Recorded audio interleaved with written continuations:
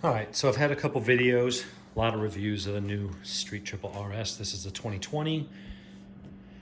More power, faster revving, auto blip up and down, quick shifter, all new bodywork, um, Euro 5 emissions compatible and whatever other stuff.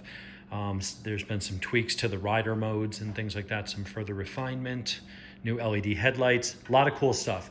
Everything that, not that you call it shortcomings, because the 2018 was a brilliant bike as well, but the things that people asked for were auto blip and a couple other things. So they've updated the styling, they've done a couple things, they've certainly made it faster, changed the internal gearing on gears 1 and 2, so in addition to the 9% more horsepower and torque in the mid-range, it's still got lower gearing as well, to give it even more acceleration, much more of a mid-weight hooligan bike, because it definitely wheelies a lot easier.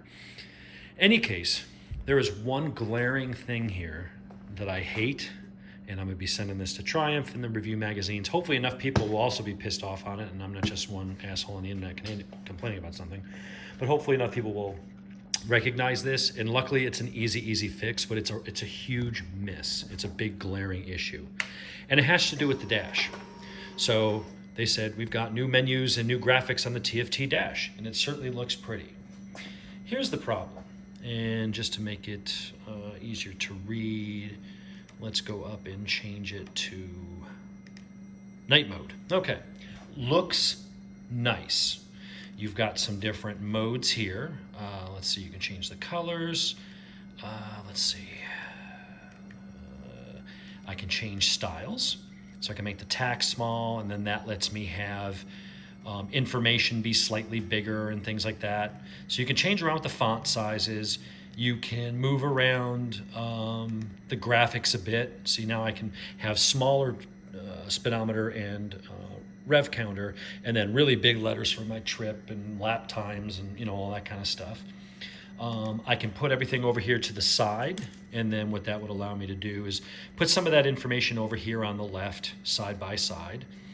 I can also go in and change the colors. So of course it has to be in something that will actually show that, and I don't have the engine running now because then you won't be able to hear me talking. But you can change the colors, and it's all very nice looking. To use it as you're going down the road, it sucks.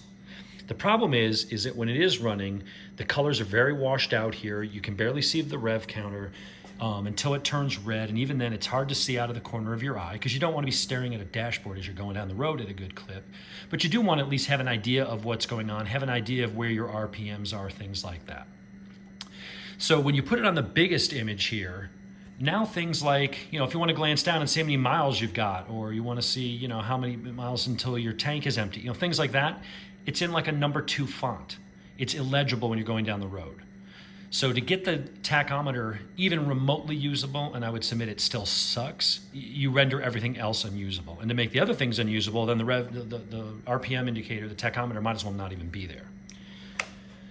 So why did they make that change? Well, I think to go with the new aesthetics and to differentiate this bike from that. Because the performance differences, while they are there, they're not tremendous. It's not like when they went from the 16 model to the 18 model, the RS, where all of a sudden they jumped up 25 horsepower at the wheel. This is more of an evolution, not a revolution.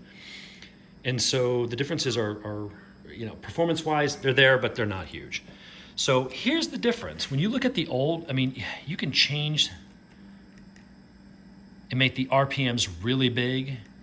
So out of the corner of your eye, it's also a lot more interactive. There's more contrast. This will start turning yellow and orange, and then the whole thing will start flashing angry red. So out of the corner of your eye, you have a big red, very bright, high contrast indication of what's going on. You don't have to be looking at the tachometer. You want to keep your eyes on the road where they need to be.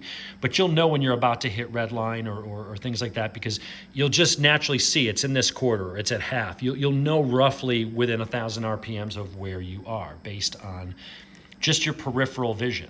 So you can change those. You also can go into the dashboard and go into display setup and select a theme and go to theme 2, select that, jump out, and now you've got one that's a little bit more like the other one, but it's still a much more high contrast. The numbers are bigger. It's a lot easier to see. Here, there's a bar that's over an inch tall that will go full color across a screen and turn yellow and then orange and then start whole thing flashing red when you get to red line. You don't have to be staring at it to see that out of the corner of your eye, even in the sunlight. It's really, really bright. It's clean. It's elegant. It's thought out. And it's ultimately much more useful. The new one doesn't have any of that shit. They got rid of multiple themes, went to the one, and it's kind of like they gave it to somebody and said, here, create something that looks elegant and clean and modern and high tech, or like something you'd see in a sci-fi movie. But that person probably doesn't ride a goddamn bike, because it really just doesn't work well going down the road. So now I said before, the good news on all of this is that this is a software update. It's a TFT high definition display. It's like having an iPhone screen. They can put the graphics and colors and do whatever they want. It's a simple software update to just say, here's the maps we had from the other one, which I believe is hardware the same screen. I don't think there's any difference in resolution. I don't think they change anything on the hardware of that screen to my knowledge. I mean, maybe it's a newer revision or something.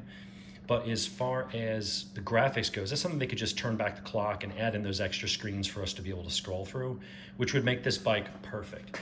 Everything about it, the way it handles, the way it looks, the way it sounds, it's the best sounding stock pipe I've had on a bike, to the point where I'm really kind of torn on it. It's like my OCD and my fiddler mentality wants me to, throw a Yosh pipe or something on there. At the same time, I'm like, why would I spend $500? It sounds pretty goddamn good without it. And it's got a nice carbon fiber end cap and with a Triumph logo on it and stuff like that. I mean, it's a good looking system.